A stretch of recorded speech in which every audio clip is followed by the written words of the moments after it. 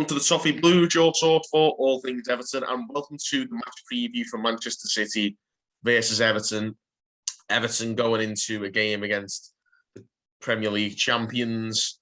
Again, title challenges, of course, and we go into this one, of course, on the back of, I think it's about 5 or 6 games now without a win. So not the ideal way to go into this game by any stretch of the imagination. I'm joined by Owen. Owen, how are you feeling going into this one? It's probably the biggest write-off of the season, to be honest, because Man City are so good in terms of everything. I think that there's a lot made about the technical ability, but they work so hard as well. So a group of 11 players who work so hard for the team, as well as the ability to go, it's a bit of a thankless task, isn't it? It's not like Man United where there are loads of good players, but there's no sort of cohesive way of playing or anything.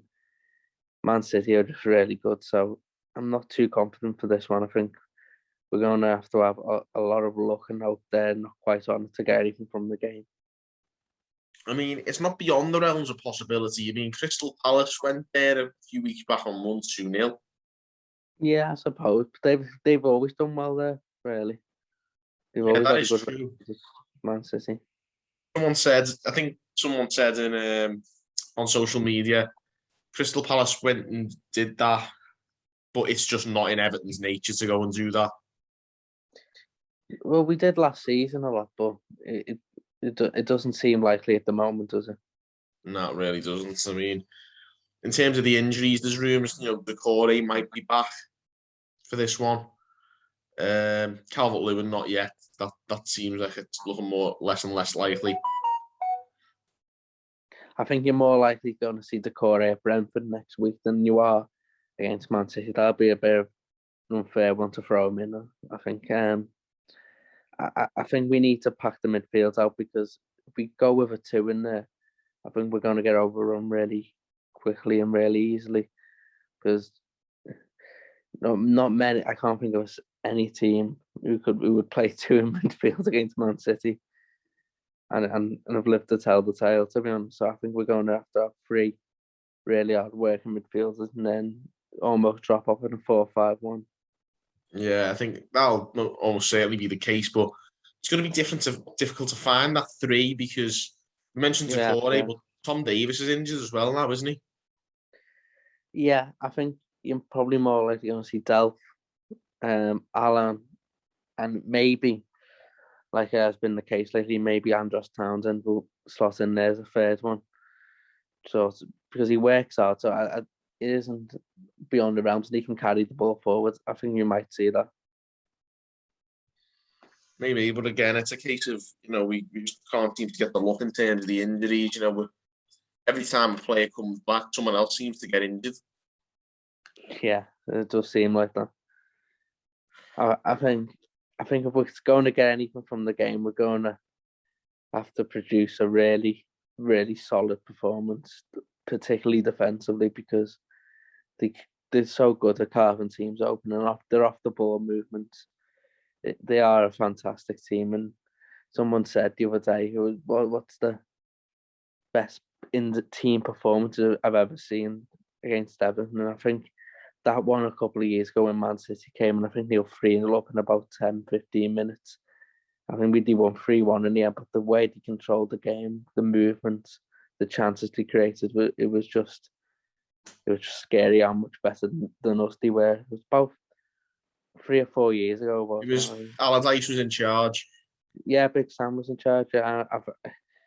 We didn't even do an awful lot wrong that day. I think we got a goal from Balassi, and it weren't like we were terrible. It was just they were ridiculously good. I think Pep said at the end of that season, I think for that first half, that was the most complete he'd been all season. It would be against Everton, you would get that, wouldn't you? But no, I think they're really good. But we're going to have to be. It's going to have to be a bit of a swing and a prayer, to be honest, if we're going to get anything on Sunday. You can say that again. I think it's going to be a pretty chasing experience. Watching Everton play against, until Carlo anyway, Everton against anyone in the top six is usually pretty chastening. But even with Carlo last season, we tried just about everything against Man City, and I think the two home game, the one in the cup in particular, but the one in the league as well, we got them to about 75 minutes, and it was a draw.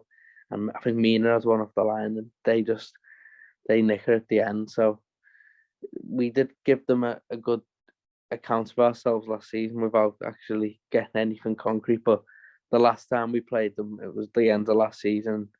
We just had to throw everything at it, see if we could win to get into Europe, and they ended up smacking us 5-0. So even when they're just off on the beach, they can still put 5 or 6 past you. Yeah, I think that's one of them. I mean, I think if they were on the beach, I think we were in Atlanta coaching, I think, in that game. We shouldn't have been, because we'd have won, we could have gone into Europe, but yeah, it is what it is. I think it was the end of the season, and it was no fans in the ground for the last time, and I think the whole league just had a collective, sod this off.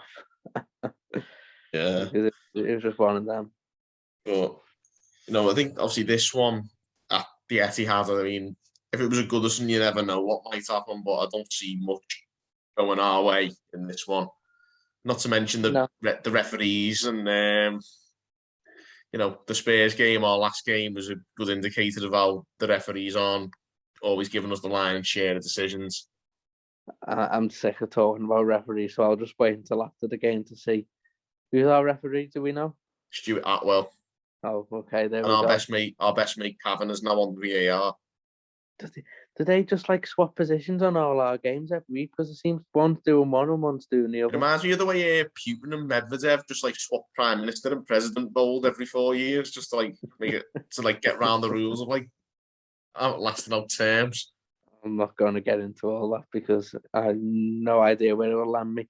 But in terms of what we can do, I think what it's very, very sort of a very thin way of looking at it in terms of could we, but Rafa Benitez has got a history, let's just say, of pulling off big results against the odds, against teams much better than. All that being said, I've not seen much evidence and much organisation or Everton so far, but that being said, at other clubs he has been able to drag these performances out and these results. And we're going to need a couple in these next couple of weeks because we've got one hellish set of fixtures. You can see we've got a hellish set of fixtures, all right. I think, like you say, we've got Brentford next. And apart from Brentford, it's all a tough one. Apart from Brentford, I don't even fancy that, mate. I'm not being funny. I've watched them recently. Not up to much. They've beat a couple of decent sides. They got a draw against Liverpool, didn't they? Yeah, but they've been beat to Norwich and some other teams. Newcastle, I think they play this weekend. So if they get beat against Newcastle, you're looking and think it's no winning 5 or something like that. But so by that logic, we should be able to go there and win. That's when Everton become very charitable in those occasions. Oh yeah, we love it, don't we? But seriously, we've got to start finding, because we've got so many difficult games. We've got to find a formula and a system that gets us results. And win ugly. It's simple as that, I think. Win. Got to pick up points however we can get him, and if that's by booting it to the opposition corner flag when Man City give us the ball back for some reason. So it's tough because we've got to find a way. And if we don't find a way, we're going to be in a relegation battle by the end of Christmas. By January, we're looking at a relegation battle if we don't find a way, because we've got so many difficult games that the losses will pile up. I don't know. Did someone say we'd won 1 in 8 or something like that? Yeah, I think it's 1 win in 8 or 9 now. Yeah. Well, if you have a look at the games we got, that could be 1 win in 15 by the time we're finished. Yeah, that is serious relegation form. Exactly. So we've got to find something, a system. I don't care if it's 8 at the back. It's just it needs must, because we can't afford to be in the bottom end of the league. Yeah, I think I always say that I think Benitez is the one to sort that out, but we say that, but evidence of it. Like, exactly, that's exactly what I was just going to say, mate. I think if you just asked me at the start of the season, I said if he'd been in a pickle like this, I thought Benitez would be ideal to sort that out, but he hasn't sorted it out yet. And, we no, played the lesser sides in the league mainly. he did keep a clean sheet against Tottenham last time out, so to be fair to him. But he didn't even look like Harry Kane was literally sitting on a deck chair for the whole of the game. So it weren't like they were throwing much up in terms of opposition worthy Tottenham. They were just looking to get out of it themselves to get to the international break to give Conte some time to work on stuff. But so I don't know. Wolves could have had 5 against us that first half. Yeah, I think the issue. Watford put 5 past us. That's worrying. Yeah, I think, to be honest, I think the reason we got so lucky last time out against Spurs, like someone noted, Spurs aren't notorious for the set pieces. No, they're not. That's where I think, City, they're probably all right enough that you could exploit it. It's when you're playing the likes of, we've got Palace coming up and teams like that. I'm not big sure. teams, aren't they? Big sides, good at set pieces there, where we're going to as well. Yeah, that's what I Brentford mean. will score a set piece against us. I'm certain of it. Oh, definitely, yeah. No, that's what I mean. I think Benitez is going to get himself the sack from zonal marking alone. That will be the sword he falls on. I stand by that. If it was just the set piece defending, I would say it'd frustrate me, but it'd be something like I think if he fixes this, it'll be all okay. But my issue is our transition defending. It's really bad when teams break on us. We're all over the place and trying to recover the ball or get back to stop them from creating a chance. We just run all. There's no when teams lose the ball, they get back. And Benitez is big on this about being compact and not being able to get play through. And you've got a default setting that you're more wide when you've got the ball and to stretch teams out. But when you lose the ball, you get back together and make it difficult. We don't do that. We do, but then we get overrun in midfield and we've got Alan one side of the pitch and over midfield, and then there's just loads of spaces for the opposition to exploit when we're defending counter attacks, and that's a real big problem. And Tottenham didn't really do anything last time, but in other games, we've looked all over the place when teams have been hitting us on the break. So it's when we West Ham, we did all right. The last one I can remember, and it was just a set piece. But in other games, we've just looked all over the place. And I think if he doesn't sort it, he will be out of a job by January. Yeah, I don't doubt that. I mean, there's if we don't win any of these tough games and we just pick up a few draws and lose the rest, and it's 1 win in 15, no one can survive that. No, I don't think anyone doesn't. When you can realise that 1 win is actually against the bottom team as well. Norwich, yeah. You can include being knocked out of the League Cup by a Championship team as well. QPR battered us. I think that's therein lies. The results have been terrible, and it really isn't good enough. I think he's got to work out, like you say, a strategy. Normally, I trust him to be a strategic manager.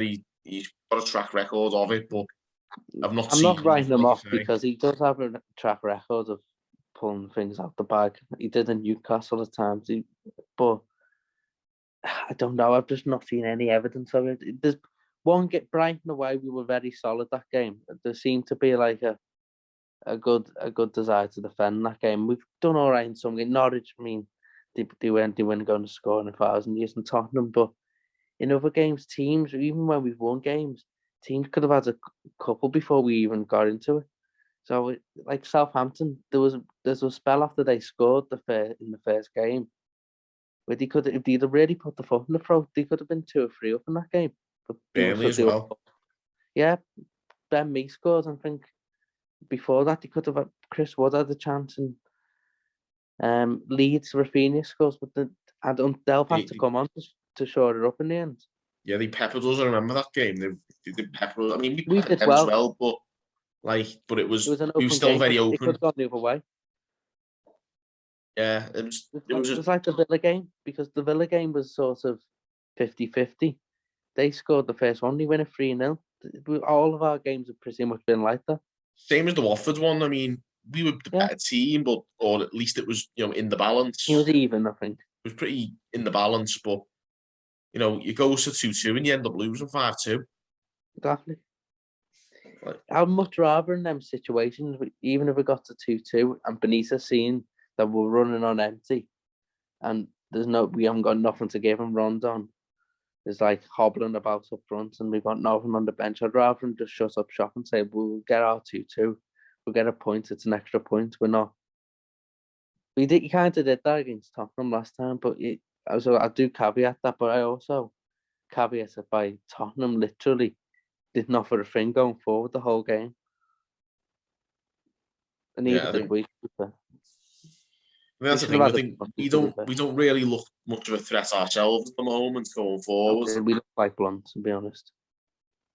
Yeah, I mean, it's been a little bit better, I think, since Richarlison come back. But yeah, he's much better than Rondon, isn't he? So it's natural. But I had people tell me today he should be doing more. I'm not really sure what Richarlison should be doing when he's stuck up there on his own. Yeah, he should do more, like go and become the physio and get Calvert-Lewin back a month earlier. That might help. Yeah, it's interesting. But the only thing Richarlison could do that he isn't doing already. He won the game pretty much against Watford. Was the fact that we were so unorganised at the back that we lost it. He came on. We went 2-1 up. That's it. Yeah, I mean, it's painful to think like the way we've performed of late. It's just been nowhere near good enough. And what's even worse now, in the last couple of games, apart from Iwobi's obligatory goal against Wolves, we haven't looked like scoring. Yeah, it's really toothless. We haven't even got the set piece goals. We had the belters out. Exactly. I think he needs to find tactics that succeed, and if not, like you say, I think he could be sacked by the new year if he's not careful. I'm not being all doom and gloom. I just think with the run we've had and what's to come, it could be a real bloodbath. And yeah, I mean, I did see this coming at the start of the season, so it doesn't surprise me in one bit, but whatever. I don't know what I was expecting. I mean, I was expecting a poor league position, but I wasn't expecting it to be this way, if you know what I mean. I was expecting us to sort of plod along, be probably quite a dour team. I wish we were, because at least we'd be picking up results up. Exactly, yeah. I thought it would be, to be honest, I thought it wouldn't be too different to last season towards the end when we were riding out ugly 0-0s and. Yeah, it was something. Put it this way, I didn't expect us last season to be 4th in March and to end well. The way we ended the season was really disappointing in the end, but it was at least a season where we had the possibility of getting into Europe. We could if we'd have kept a few more players fit. That's another thing. Benitez is the only manager apparently that's ever had injuries. I know there's been a lot, but we had them last season as well. We still got a significant points total in the end compared to what I think we'll end up with this season. So I think it's not so much. Silver had injuries as well, didn't he? So Silver had the worst luck with injuries, but to be fair, I think Benitez for me is probably the next worst after Silver for bad luck. I mean, all the players who've got long injuries are all our best players. Probably, yeah, I agree. Corey for starters. I think Corey is the most important player in our team. Calvert-Lewin probably the next most important. Gone. Mina as well. Yeah, there's a bit of that, and to be honest, I can't really forgive Silver's bad luck because he had 100 million every window he had at the club to make his own luck. Benitez has had a bit over £1 million, so maybe I'm being a bit harsh on him, but I don't know. I think the amount of money Silver had compared to, I know Carlos spent a bit, but it wasn't as much as Silver and Benitez. Even as Sam Allardyce got given 50 million in January. I mean, what kind of the world do we live in? I don't see. This is what I mean. I mean, by all means, back him in that January with a few loans and that. to spend 50 million quid, which you know will come back to bite you in a few years. For what? To finish 8th when we were already 8th when we had them players? Didn't have them? Madness. I just don't understand. There was a survey going around by the Premier League today asking you about your football club. To what extent do you think Everton are a well-run club? I strongly disagree. Vehemently disagree. It's mental. I've been on one today with Brands and Benitez and the board. I think they're all pretty poor at what they do. Have you got your ticket for the virtual AGM? No, I don't. They're normally quite a closed-off event anyway with only shareholders, and so we never get to see them. But it's even more exclusive this year, isn't it? But imagine buying your shares in the club to like have to sit on Zoom. Oh, you'd be be fuming, told what wouldn't to ask. You'd be fuming, wouldn't you? Uh, There's a lot of questions that have to be asked about every single person in a management role or everything. Absolutely. First and foremost, like just the amount of bad decisions include making AGMs virtual only. And now that should be the first question. Why aren't we here? Yeah, I mean that'd be an interesting way to kick matters off. To be fair, You could have a field day with them ultimately, but all that you do have to put to one side for the moment. We just have to somehow get results, and I just don't know where they're coming from. Yeah, I don't. In terms of, I think we can talk about City all day in terms of what threat they pose. I mean, They threat don't do their own pose. thing, but they're so good at what they do. Yeah. They are pretty unique still in the Premier League for how they are and they aren't. I think there's a lot of pound shop peps as you go down the league, but nothing beats the real thing. He's unbelievable at making the team win and play well. I feel like there's plenty of pound shop peps at this level. Oh, everyone's a pound shop pep these days. I think self-proclaimed best manager in League One, Ian Everton, got knocked out by 5-3 last night by Stockport. Claims to be a Guardiola disciple, so he's not even a pound. My lasting memories of Ian Everton, Holloway's Blackpool team was literally Everton, like the right-footed centre half storming down the left wing and putting a cross in. What a mental team that was. That was insane. That He did all right considering as well. No, I mean, to be fair, I do miss Blackpool. I thought they were an all right team. Like they were, like it wasn't like there when. Yeah, it was actually quite fun to watch. I'm not going to lie, but I couldn't have lived with that. It's literally like Everton getting beat 5-2 off Watford like every week. That would have been what he's been going through. I couldn't watch it, but Ian Holloway he doesn't fancy himself as a master tactician, does he? So I think that's why I kind of like him. I think it was literally just like get everyone forward and try and get a goal. I think that's like but he didn't take himself too seriously, and that's why I didn't mind him. Oh, no, I thought he was class all the way. He's all right. Yeah, he's a bit of a wally the way he talked about the EU and that on Sky programs and all that. So he's a bit of a wally, like, but he kind of is what he is. I have no idea. We've started talking about Blackpool's Premier League adventures under Ian Holloway, but it's the kind of thing you do when you preview a Man City game because it's the kind of thing you try and switch your mind to literally anything other than the upcoming game and the upcoming probably thrashing that's going to be dished out. Yeah, what we should do is watch that Ian Holloway Blackpool team and just do the opposite because they would have been beat 12-0 on Sunday. God forbid if like Holloway was still around to be up against Pep. Oh, wow. God, he would take some smashings, wouldn't he? He'd probably give them out. The teams aren't exactly. They were a hungry team, weren't they? So, yeah. I mean, he would laugh. I mean, give me Gary Taylor-Fletcher over on any day. Wow. Ian Everton runs on. Ian Everton.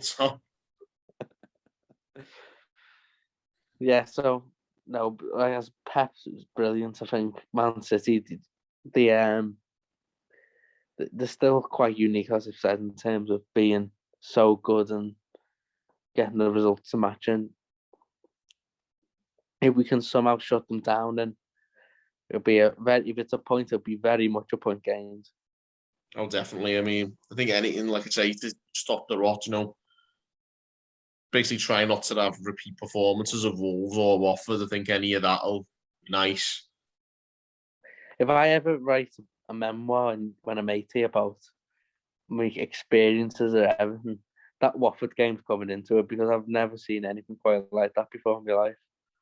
Yeah, it was like it's vintage levels of embarrassment to me. And I remember as a 9-year-old, I think, watching Stelios Giannakopoulos score a hat trick for Bolton at Goodison. It was like 4-0. West Brom did us 4-5-1 one year. I was at that one as well. Yeah, they had some cracking set pieces though that day. To be fair, we battered them and they won 4-1. So Gabriel Tamas scored, I think, and he was the one who played for Paul Bucharest scored as well. Yeah, he played for Bucharest and when Big Dunk elbowed him. Oh wow. Yeah. That wasn't there.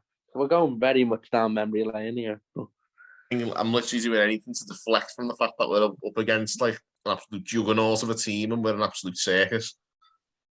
Do you know, if we were playing Man City, we were in good form and we had a nice little run in, you think we'll give it a go, see what happens. But one win in 8 and what we've got coming up, if that Brentford game is so huge. Yeah, I think, to be honest, even if it was like, I'd be like, oh, we'll probably get beat, but I'm not really bothered because we've won a couple of games. It's a bit of a free hit. It's that kind of thing, isn't it? But a lot of teams have that kind of mentality to City away, where it's like, we'll just win before and after. And if we get a 5-0 beating, then it's so what? Yeah. You're half tempted to put the reserves out. You did that one game away in Man City. He had 2 games and he put a complete reserve team out for the Wednesday game because they had a big game on. I think it was Neil Warnock at Cardiff. Cardiff or something, yeah. Yeah, he had like, I don't know, the under-23s playing because they had like Brighton away on the Saturday. It was just vintage Warnock. That is Warnock answers to no one. Yeah. It's class that. But yeah, well, because he still had it in for Liverpool because they put like a reserve team out 10 years before to send Sheffield United down. And so he did the same to them 10 years later. Oh yeah, he put a weakened team out, Benitez, didn't he, against Fulham? Yeah. And it ultimately meant Sheffield United went down. So I think 10 years later, or whatever it was, he put out a weekend team for Cardiff against Man City in the week because it would affect Liverpool's title challenge. It was just that is like Warnock pettiness, that, isn't it? That's finest. You can tell he's been waiting to do that for 10 years. You were beating for the ball to be in his court to like he'd have taken that to his grave if that never happened. I think they only got 2-0 as well. Fair play, the Warnock effect. Yeah. And I think he won the Brighton game on the Saturday, so he's won in many instances there. Very much vindicated there. I mean, if Benitez does go in January, Warnock in, who says no? He's just like butter. We'll just do ties to get our 3 points.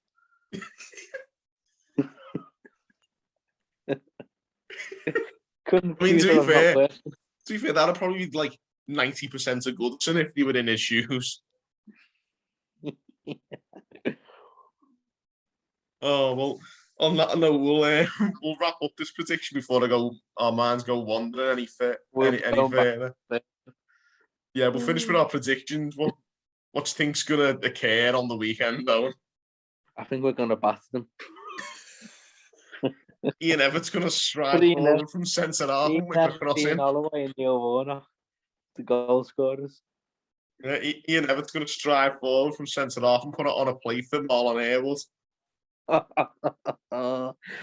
Charlie Adam. Oh God. No, no, realist. If we keep it 0-0 as long as possible, we might go down the other end and score. So I think we'll lose out 1-0. I think we'll put in a performance, but ultimately we won't have enough. I'll go for. Yeah, let's just go with me. I think it's going to be a repeat of last season, 5-0. That's what I really think. I'm just speaking with my head. Like I've said on the year before, like Everton have broke my heart that much. I can't really speak from my heart anymore. I'll speak with my head when it comes to Everton. Agreed. Yeah. So there you go, guys. Loads of optimism. I mean, that was just What can you make of that? that was just the Blackpool talk. I mean, as far as Everton are concerned, it wasn't the most optimistic show, but there you have it. That's how it generally Much is. better Like, show than us to actually talk about the game. oh yeah, that'd be great. But needs must when you're looking for some form of optimism going into, like I say, a game at the Premier League champions when you're in the worst run of form we've seen at Everton for quite a while. If people want, we can just scrap these off and just do a week by week review of Ian Holloway's Blackpool. So, how did he do in the Or Warnock's Cardiff, better still. Or Warnock's Cardiff. Yeah, I mean, I'm sure, like, guys, if you want that, definitely drop us a comment and let us know if you want some random tactical content. That'd be great. But as far as Everton are concerned, guys, let us know how you're feeling going into this game. Drop us a comment, give this video a like and subscribe for more content, whatever that topic may be. And until next time, guys, thanks for watching on the Toffee Blues.